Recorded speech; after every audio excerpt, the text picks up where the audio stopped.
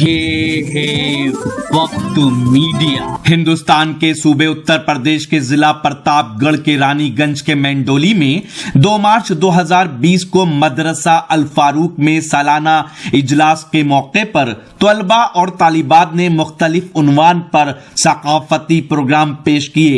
اس programme کے مہمان خصوصی رہے ممبئی سے آئے جناب محمد عاشق خان صاحب۔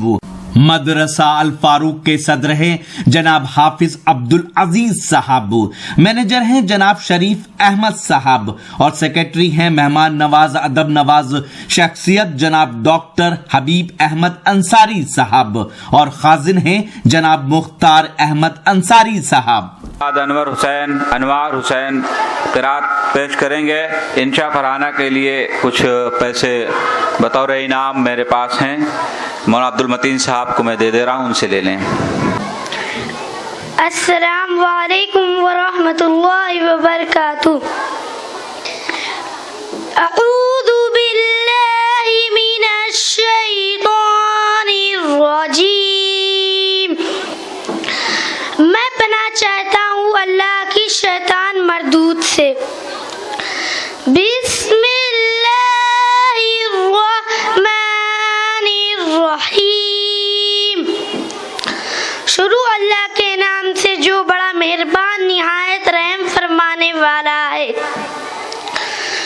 قل ان تخفوا ما فی صدورکم او تبدوه یعلمه اللہ ویعلم ما فی السماوات وما فی الارض واللہ علی کل شیء قدیر۔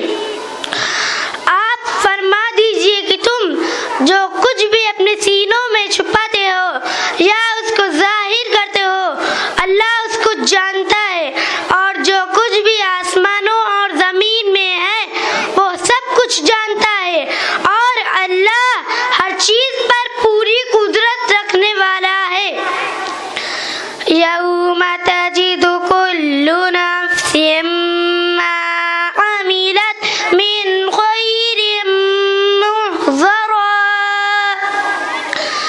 وما عملت من سوء تود لو ان بینها وبینه امدا بعیدا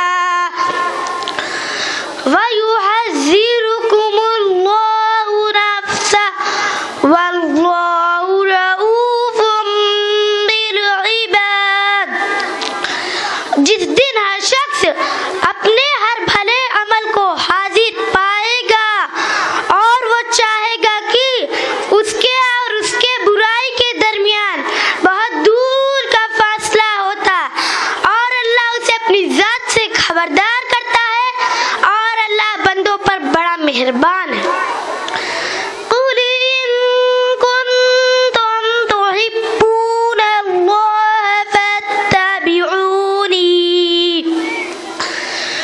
فَاتَّبِعُونِي يُحْبِبْكُمْ وَيَغْفِرْ لَكُمْ ذُنُوبَكُمْ وَاللَّهُ غَفُورٌ رَحِيمٌ۔ آپ فرما دیجئے اگر تم اللہ سے محبت کرتے ہو تو میری راہ چلو، اللہ تم سے محبت کرنے لگے گا اور تمہارے گناہوں کو بخش دے گا، اور اللہ بہت مغفرت فرمانے والا نہایت رحم فرمانے والا ہے۔ قُلْ أَطِیعُوا اللَّهَ وَالرَّسُولَ فَإِن تَوَلَّوْا فَإِنَّ اللَّهَ لَا يُحِبُّ الْكَافِرِينَ۔ آپ فرما دیجیے تم اللہ اور رسول کی راہ پر چلو، پھر اگر وہ منہ پھیر لے تو اللہ انکار کرنے والوں کو پسند نہیں فرماتا۔ صدق اللہ العظیم۔ السلام علیکم ورحمۃ اللہ وبرکاتہ۔ ابھی انوار حسین آپ کے سامنے قرآن پاک کی تلاوت مع ترجمہ پیش کر رہے تھے۔ قرآن پاک کا حق یہ ہے کہ اسے پڑھا جائے، قرآن پاک کا حق یہ ہے کہ اسے سمجھا جائے، قرآن پاک کا حق یہ ہے کہ اس کی تعلیم اور اس کے پیغام کو سارے انسانوں تک عام کیا جائے، پھیلایا جائے۔ اب اس کے بعد